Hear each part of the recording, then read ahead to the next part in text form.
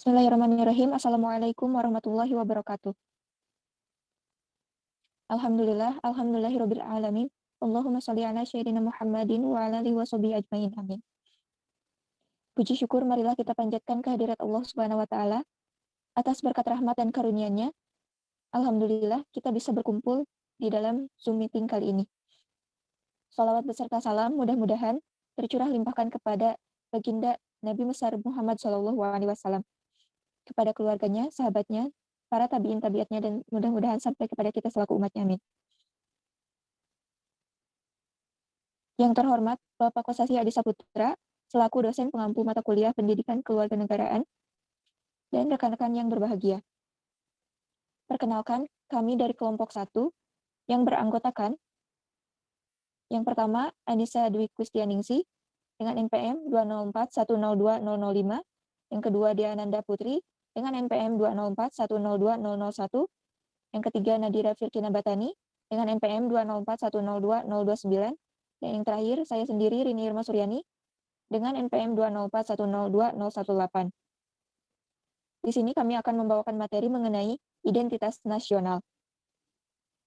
Untuk pembagian materi yang pertama yaitu pengertian identitas nasional akan disampaikan oleh Dea Ananda Putri, yang kedua unsur-unsur oleh Nadira Firkina Batani, yang ketiga fungsi oleh saya sendiri, yang keempat faktor-faktor oleh Anissa Dwi Kustianingsih, dan yang terakhir identitas nasional bangsa Indonesia oleh Nadira Firkina.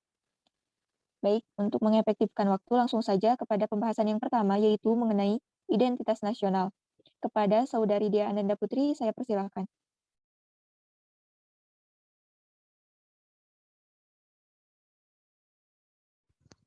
Baik, terima kasih kepada moderator sudah mempersilakan saya untuk memaparkan sedikit materi.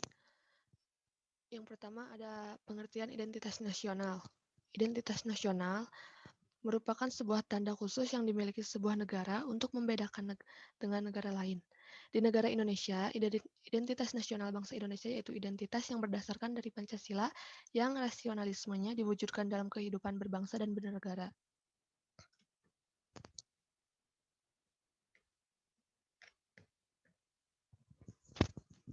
Adapun pengertian identitas nasional menurut para ahli, di antaranya yang pertama menurut Kunto Wibisono, identitas nasional merupakan manifestasi nilai-nilai budaya yang tumbuh dan berkembang dalam aspek kehidupan suatu bangsa dengan ciri-ciri khas dan dengan yang khas tadi suatu bangsa berbeda dengan bangsa lain dalam kehidupannya. Yang kedua, menurut Toibi, ciri khas suatu bangsa merupakan lokal jenius dalam menghadapi tantangan dan respon. Yang ketiga, menurut Tilar, identitas nasional merupakan sesuatu yang ditransmisikan dari masa lalu dan dirasakan sebagai pemilikan bersama, sehingga tampak dalam keseharian tingkah laku seseorang dalam komunitasnya. Lalu ada menurut Tim Nasional Dosen Pendidikan Kewarganegaraan. Identitas nasional adalah kepribadian nasional atau jati diri nasional yang dimiliki suatu bangsa yang membedakan bangsa atau dengan bangsa yang lain. Lalu yang kelima, menurut Kailan dan Ahmad Jubaidi, identitas nasional adalah suatu ciri yang dimiliki oleh suatu bangsa yang secara filosofis membedakan bangsa tersebut dengan bangsa yang lain.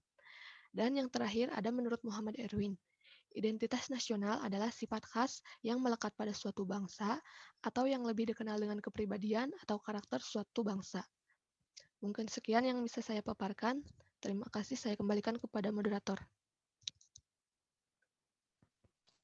Ya, terima kasih kepada Saudari Dea yang sudah memaparkan materinya, yaitu mengenai unsur-unsur identitas nasional oleh Nadira Firkina Batani. Kepadanya saya silakan.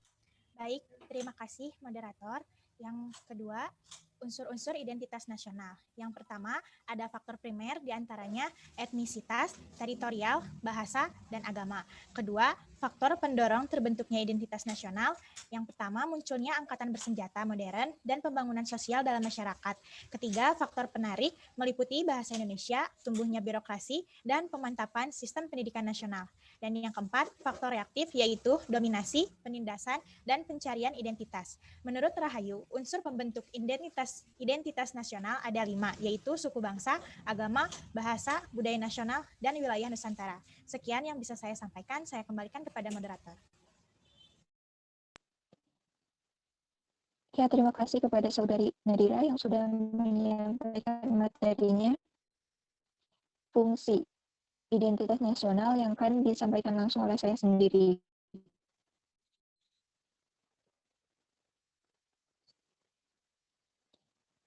Ya, seperti yang telah dibahas oleh pemateri sebelumnya, bahwa identitas nasional merupakan pembeda dari negara yang satu dengan negara yang lainnya di dunia. Nah, sifat pentingnya identitas nasional ini itu diperlukan dalam interaksi antar bangsa, baik dalam konteks individu maupun dalam konteks negara.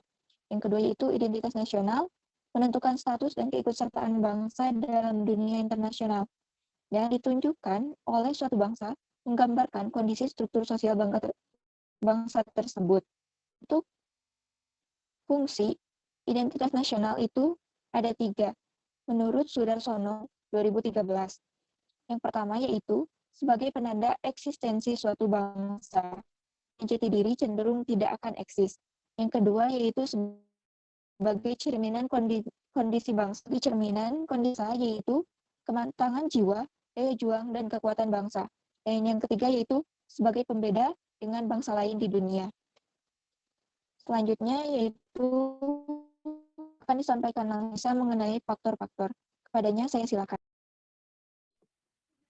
Terima kasih kepada moderator yang telah mempersilahkan saya untuk menyampaikan materi. Materi yang selanjutnya yaitu faktor-faktor identitas nasional. Yang pertama, faktor objektif, meliputi faktor geografis, ekologis, dan demografis. Yang kedua, faktor subjektif, meliputi faktor historis, sosial, politik, dan kebudayaan yang dimiliki oleh bangsa Indonesia. Sekian materi dari saya serahkan kembali kepada moderator. Ya, terima kasih kepada Saudari Anissa yang sudah menyampaikan materinya. Selanjutnya yaitu materi yang kelima, yaitu mengenai identitas nasional bangsa. Kepada Nadira Firkina. Baik, identitas nasional atau national identity bangsa Indonesia. Yang pertama, identitas fundamental. Pertama, Pancasila. Kedua, Undang-Undang Dasar, pandangan hidup, etika politik, paradigma pembangunan. Yang kedua, ada identitas instrumental. 1, bahasa Indonesia. 2, Garuda Pancasila. Selanjutnya, ketiga, bendera negara. Keempat, lagu kebangsaan. Yang ketiga, ada identitas alamiah. Identitas alamiah berkaitan dengan keasliannya, yaitu pola perilaku yang terwujud dalam aktivitas masyarakat di kehidupan sehari-hari. Yang pertama, adat istiadat. Kedua, tata kelakuan. Ketiga, kebiasaan. Saya serahkan kembali kepada moderator. Terima kasih kepada Saudari Nadira yang sudah menyampaikan materi. Untuk selanjutnya, yaitu pembahasan mengenai masalah-masalah identitas nasional. Yang pertama, masalah mengenai identitas fundamental yang akan disampaikan oleh Anissa Dwi Kusdianingsih. Kepadanya saya silakan. Terima kasih kepada moderator yang telah mempersilahkan saya untuk menyampaikan materi. Yang pertama yaitu masalah mengenai Pancasila, sila pertama. Yang pertama, gerakan radikal kelompok tertentu yang mengatasnamakan agama. Penyebab, persoalan kesejahteraan di lingkungan masyarakat, ideologi negara agama, adanya paham salafisme, adanya beberapa ajaran agama yang disalahpahami. Contoh kasusnya yaitu bom Bali. 1. Bom Bali didasarkan pada agama sehingga menyalahi Pancasila. 3 peristiwa pengeboman yang terjadi pada tanggal 12 Oktober 2002. 2 ledakan pertama terjadi di Paris Pub dan Sari Club di Jalan Legian, Kuta, Bali, pukul 23:05 WITA. Sedangkan ledakan terakhir terjadi di Renon, berdekatan dengan kantor Konsulat Amerika Serikat pukul 23:15. Yang kedua, kurangnya sikap toleransi beragama. Penyebab, fanatisme agama, ketidakpercayaan terhadap agama dan etnis lain, sekularisme, perasaan terancam, dan media sosial. Contoh kasusnya yaitu pencabutan investasi minuman beralkohol di Indonesia. Keputusan pemerintah membuka izin investasi untuk industri minuman beralkohol telah menuai pro dan kontra. Kalangan penolak menilai peraturan yang dikeluarkan Presiden Joko Widodo tersebut tidak mempertimbangkan dampak buruk sosial yang ditimbulkan dari minuman keras. Sementara pihak yang mendukung menyebut investasi minuman alkohol bakal membuka peluang penyerapan tenaga kerja, menambah pemasukan negara, dan mengendalikan peredarannya yang saat ini sembunyi-sembunyi. Akhirnya pemerintah mencabut investasi tersebut. Next. Sila kedua. Yang pertama, perbudakan. Penyebab adanya pemimpin yang bersifat otoriter, mementingkan diri sendiri, dan merasa paling tinggi. Contoh kasusnya yaitu perbudakan buruh pabrik di kawasan Sepatan Timur Kabupaten Tangerang.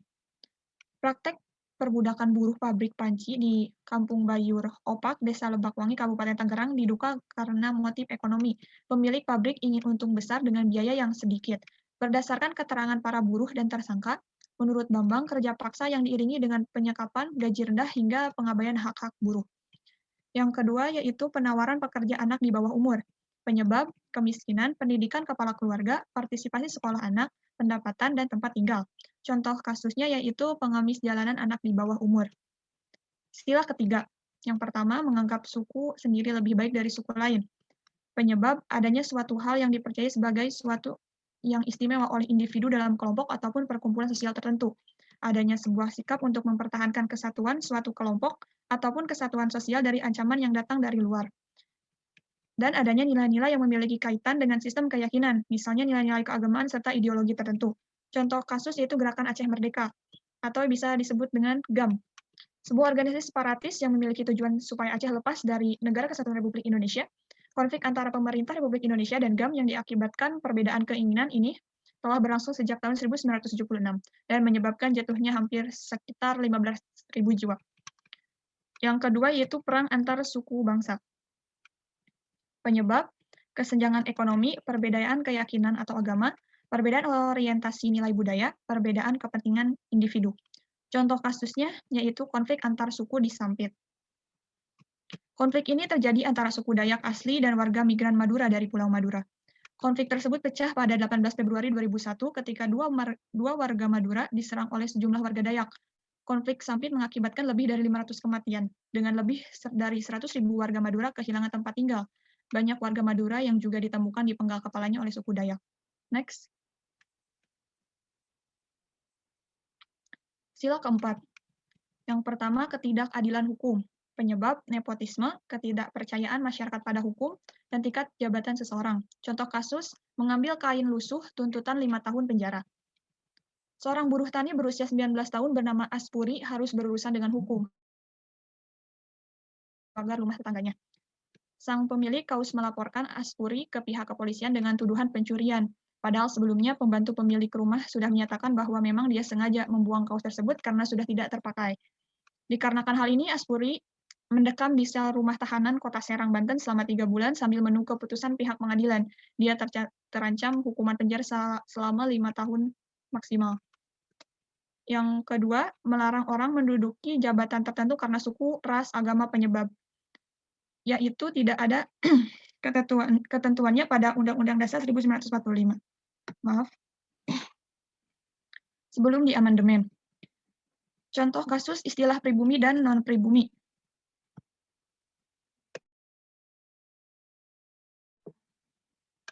Maaf. Sila kelima. Sila kelima yaitu perlakuan tidak adil karena kondisi tertentu.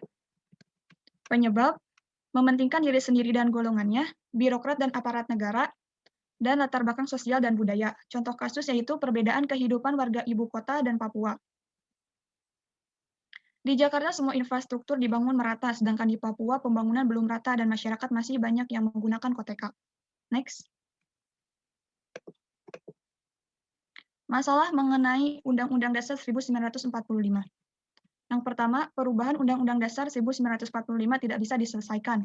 Penyebab adanya pihak yang tidak puas, konsistensi mendekatkan konstitusi, dan perkembangan zaman. Contoh kasus amandemen Undang-Undang Dasar 1945 dilakukan berkali-kali. Mantan Ketua Mahkamah Konstitusi MK, Mahfud MD mengatakan amandemen Undang-Undang Dasar 1945 tidak akan pernah bisa menyelesaikan persoalan bangsa. Hal ini dikarenakan adanya ketidakpuasan dan konsistensi menegakkan konstitusi.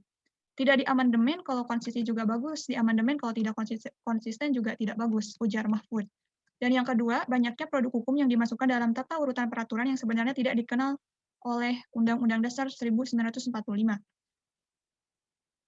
Penyebab yaitu adanya keinginan untuk memperkuat lembaga-lembaga negara dengan segala produk hukumnya. Contoh kasus, produk undang-undang guru dan dosen di Undang-Undang Dasar 1945 tidak dijelaskan.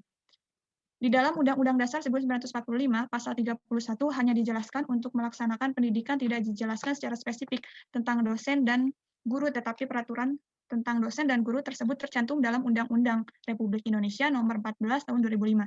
Sekian materi dari saya serahkan kepada moderator.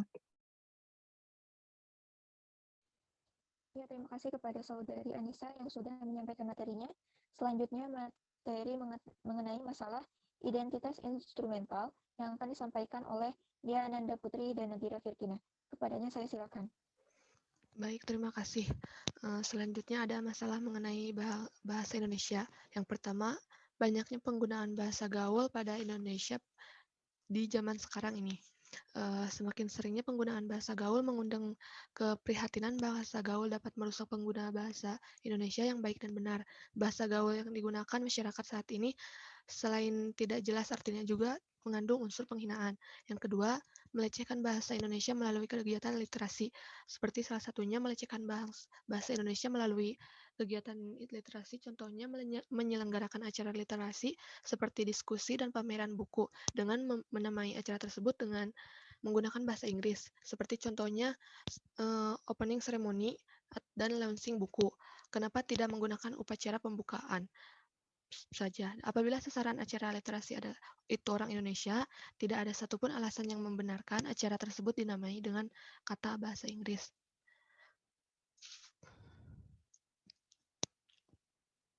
Lalu selanjutnya masalah mengenai Garuda Pancasila.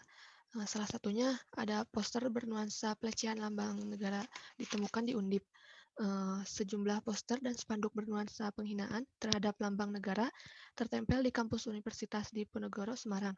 Poster ini ditemukan tertempel pada majalah dinding di Fakultas Ilmu Sosial dan Ilmu Politik. Menurut Supriyadi, dalam tinjauannya ke kampus Undip ditemukan 3 buah poster dan 1 spanduk yang bernuansa pelecehan terhadap lambang Garuda Pancasila. Mungkin sekian yang bisa saya sampaikan. Saya kembalikan kepada moderator. Terima kasih.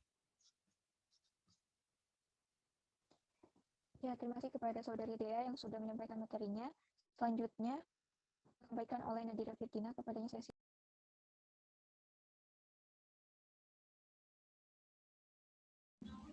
Baik, terima kasih kepada moderator. Yang selanjutnya adalah masalah mengenai bendera merah putih. Yang pertama, pembakaran bendera merah putih di Aceh. Terdapat seorang pria yang mengibarkan bendera di sebuah tiang kecil, lalu menyiramkan bahan bakar dan membakar seluruh bendera. Kejadian ini terjadi pada tanggal 31 Januari 2021. Kedua, kasus seorang wanita menginjak-injak bendera di Sumatera Utara. Dalam kasus tersebut, seorang wanita menginjak-injak bendera merah putih dan menggosok menggunakan sikat WC. Motif ini sengaja dilakukan untuk mencari perhatian dunia maya. Yang ketiga, kasus bendera merah putih digunting-gunting di Kabupaten Sumedang. Selanjutnya, masalah mengenai lagu kebangsaan. Pertama, kasus parodi lagu Indonesia Raya di Malaysia. Kasus parodi lagu Indonesia Raya yang mengunggah sebuah video berisikan ejekan yang menghina Indonesia dengan memperlihatkan seekor ayam dengan atribut menyerupai Garuda dilatar belakangi dengan bendera merah putih. Pelaku diduga WNI yang menggunakan akun YouTube dengan menggunakan bendera Malaysia yang menjadi kesalahpahaman. Ternyata pelaku berusia 11 dan 16 tahun. Motif kasus ini yaitu balas dendam. Sekian materi yang bisa saya sampaikan. Saya kembalikan kepada moderator. Ya, terima kasih kepada Nadira yang sudah menyampaikan materinya. Materi selanjutnya yaitu mengenai permasalahan identitas alamiah yang akan disampaikan langsung oleh saya sendiri. Untuk masalah mengenai identitas alamiah, yang pertama yaitu kasus anak yang menggugat orang tua karena warisan.